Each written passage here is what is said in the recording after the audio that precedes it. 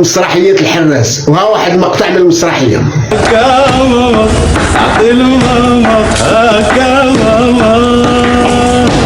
خبز السرغينة أنا كل في مندوقو خلي مولاتو بنت حليمة اللي ذاتو هي مولاتو الكرم عطيل ماما هاد المسرحيه ديال الحراس كان كاتبها الله يرحمه عبد السلام الشريبي، والاخراج ديالها كان ديال طيب الصديقي. هاد المسرحيه كانوا فيها مجموعه ديال الممثلين اللي تشهروا، وكان السبب ديال هاد المسرحيه هذه باش تلاقاو بزاف ديال الممثلين وداروا فروق بيناتهم. على سبيل المثال تلاقى العربي باطمه مع بوجميع الله يرحمه، وتلاقى مع حتى عمر السيد وداروا الناس الغيوان. وكان في هذه المسرحيه كذلك مجموعه ديال الفنانه، كان منهم محمد مفتاح، مولاي الطاهر الاصبهاني، وكان السنوسي وبنياس، وداروا ثنائي بزيز وباص. والديسك اللي باش بدينا كان غناه بوجميع الله يرحمه، وكان غناه مع عمر السيد، وكان اللي في التمثيل هو مولاي الطاهر الاصبهاني. ضروري شي سفينه كتكون غادي ضروري خاص يكون واحد الرب، وهذا الربان كان هو طيب الصديقي. طيب الصديقي تزاد في 1939 في الصويره.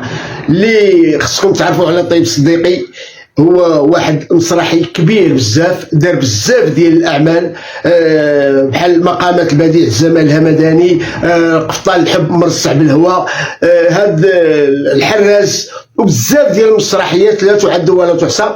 وكذلك بالنسبه للطيب الصديقي كان واحد الوقيته ولا هو المدير العام ديال التلفزه المغربيه، دار واحد الحركه كتسمى ديك الساعه التلفزه تتحرك. وطيب الصديقي كذلك دار الاخراج السينمائي في واحد الفيلم سينمائي سميتو الزفت. اللي بغيت نقول لكم على طيب الصديقي، انا غنهضر على طيب الصديقي ولكن غنهضر عليه بواحد الصيغه اخرى. بحالاش حيت دابا انا فان كبير ديال مارادونا، كنت كنبغي مارادونا لدرجه الجنون، يعني عزيز عليا كره القدم او ميم طون عزيز عليا المسرح حتى هو درجه الجنون. وطيب الصديقي كنت كنشوف فيه انا هو مارادونا ديال المسرح. علاش؟ لان سبحان الله كان الشبه كيجيني الشبه ديال مارادونا بحال الشبه ديال طيب الصديقي، وفعلا طيب الصديقي كان هو مارادونا ديال المسرح المغربي. والدليل ان بزاف ديال الممثلين اللي مشهورين دابا نبقى نذكر في الاسماء حتى نعيا ما غاديش نسالي، كلهم دازوا على المدرسه ديال طيب الصديقي. كان دار في الاول دار واحد الفرقه مسرحيه سميتها مسرح الناس، من بعد دار المسرح البلدي. وطيب الصديقي كان اللي بغى ياخذ البركه ديالو كيمشي يدوز عنده سوا دي زاتولي، سوا يلعب عنده، سوا يلعب مسرحيات عنده، سوا يتبناه. ومن بعد دار جيل كبير ديال الفنانه المسرحيين مشهور على الصعيد العالمي ومشهود على الصعيد العالم العربي، كان خدا بزاف ديال الجوائز. وطيب الصديقي بالنسبه لي انا كيبقى معلمه كبيره ديال المسرح المغربي. ملي كتجبد المسرح المغربي اوتوماتيكمون كتجبد طيب الصديقي. السلام عليكم.